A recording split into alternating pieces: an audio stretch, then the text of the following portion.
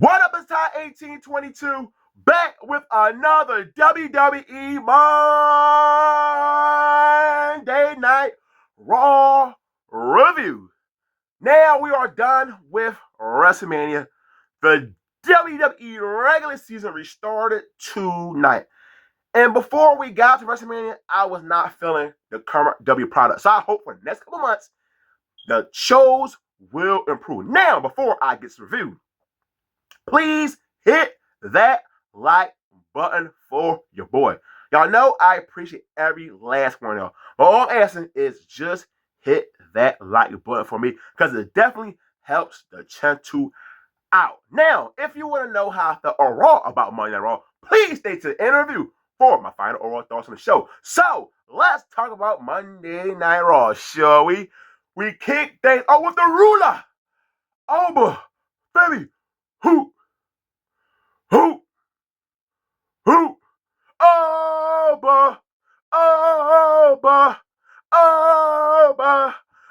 over. That entrance walk is so over. Do not be surprised if it go mainstream.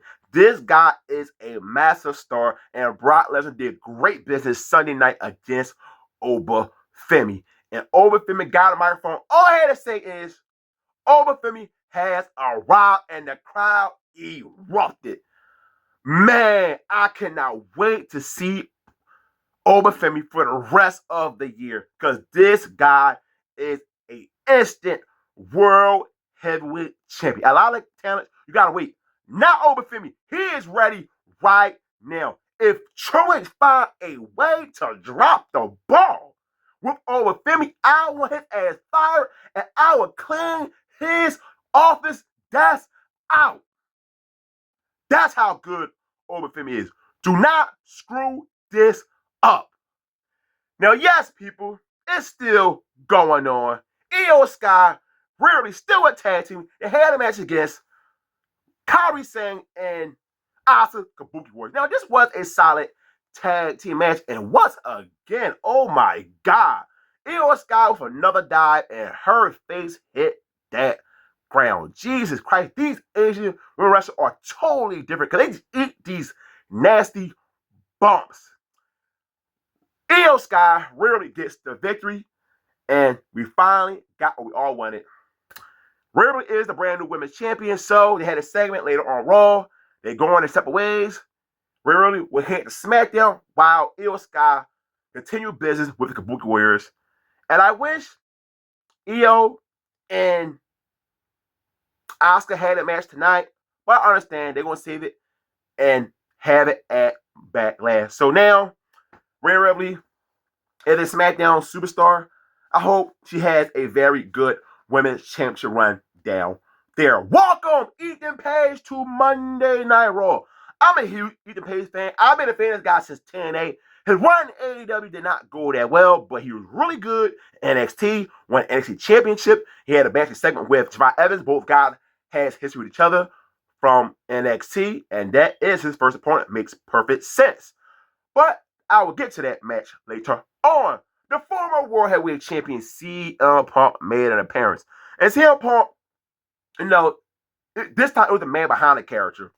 They talk about all the deaths that have been going on for the last couple months, and that's why I just noticed all the names on his coat last night at WrestleMania. But he appreciated all the fans that kept him going as the World Heavyweight Champion.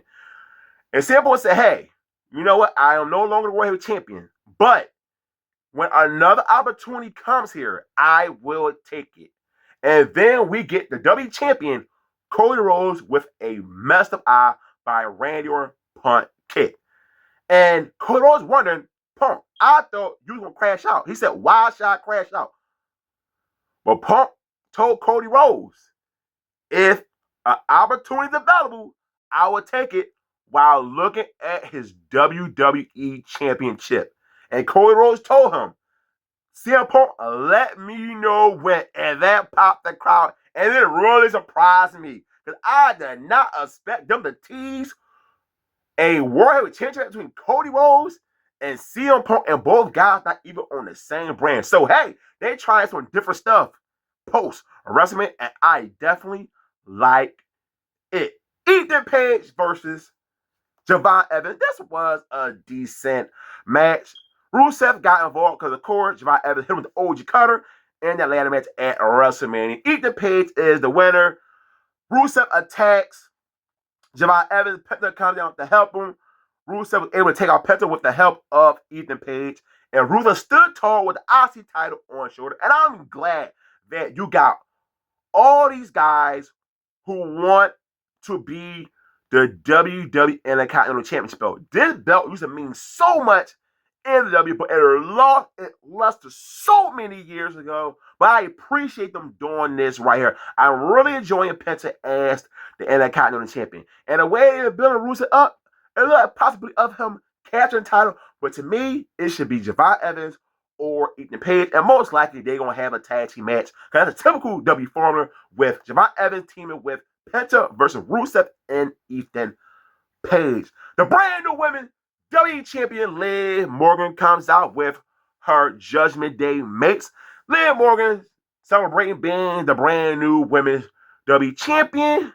But we have the debut of Saruka. And Saruka told Liv Morgan, I want a shot at you for that championship belt. And we got the match of the night.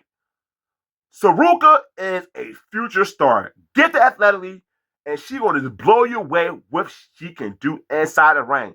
And for someone like Saruka to have a match like this with Liv Morgan, the first I ever had a match with each other on Raw, and you going to this is awesome, chance.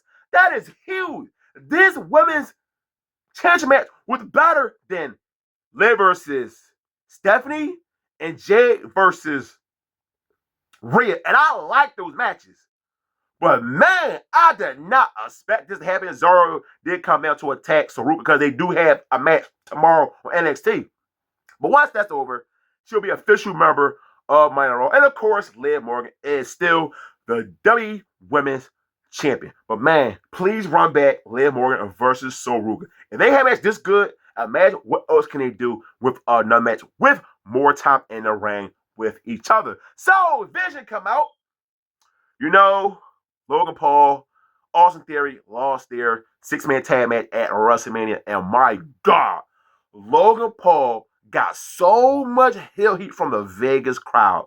He could not say a word. That's how much heel he got. You know, he mad at the fact that I Show Speed made a mistake and that cost them the tag team match. But then we got Paul Heyman on the microphone. He mentioned that at WrestleMania. You just never know what can happen.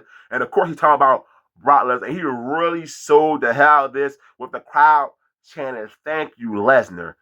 All that was the design is to turn him back into a babyface. And I cannot wait when they're going to tease that program. But he did welcome back Brian Breaker, who returned at WrestleMania. And Brian Breaker told Seth Rollins, yeah, you thought you had that match against Gunther, but I stopped you from winning. And then Seth Rollins comes out and cracks Brian Breaker behind the head the hard way. I said, oh my God.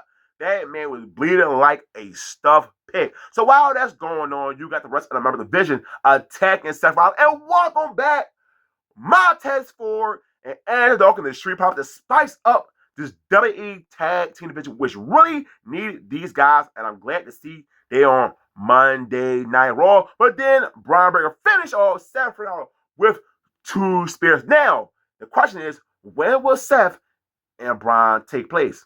Backlash is around the corner, so most likely that's where we'll get that one-on match finally after Brian Breaker took out Seth Rollins last year. JD McDonough versus Finn Balor. Finn Balor takes care of business with JD McDonough, and Dom Mysterio comes out to attack Finn Balor. Now, I'm not sure what's the end game of this feud between Finn Balor and Dom Mysterio, but I think eventually, when it's over, you got to put Finn Balor on SmackDown. I think that's the best thing to separate these talents from each other because I don't want this to drag. Because it would not be surprising if this drag for the next couple months, and I'm not for that right there. The World Heavyweight Champion, the OTC Roman Reigns, put your one in the air. And you got Jay and Jimmy backstage, and they walked out with Roman Reigns. And Roman told Jay and Jimmy, I miss this. I miss doing business with y'all. He was not acting like the old Roman Reigns would have come to the Uso and not treated them correctly. And by my surprise, Jacob Fatu comes out and tells Roman Reigns, no, I don't want the world title. I need it. I want your shoe deal. I want the private jets. I want to put my kids in better schools. And Roman Reigns told him, okay, you want this? I ain't going to say no. I'm not going to say yes. But do you know what comes with this? Can you do it? And he told him, little cousin, I want you to think about it, and I'll see you next week on Monday Night Raw. Now, I said on my WrestleMania review, I want to see Jacob Fatu get a shot at the WWE Championship, but I had no idea it would be against Roman Reigns. Holy shit. You know how long I've been wanting Roman and Jacob Fatu for the longest? Man, Jacob Fatu, Roman Reigns backlash, and the possibility of CM Punk and Cody Rhodes at Backlash. Okay, Triple H, I gotta give you credit. This is a great way to follow up after WrestleMania. In the episode Monday Raw, it was solid. Now can SmackDown give me something like this? Cause that show been piss poor. So hey, a lot of things that got me intrigued. Cause we all know Jacob Fatu and Cody Rhodes from SmackDown. And they gonna challenge people from Raw? Okay. I like this. Hey, Triple H, everybody involved, thank you for not putting on a crappy show following WrestleMania. Now, when it comes to the crowd, they were solid. But those days are over, people, of that crazy crowd at the Mania. A lot of those fans are watching AEW. But hardcore fans, yes, it was fun at one point. Got annoying, but it's long gone. So, if you watch Monday Raw like me, who did enjoy the show, give me your thoughts on the show. Negative, positive. I'll respond to content per usual. Hit that like button on the video. Of course, don't forget, hit the subscribe button. I'm out. Peace.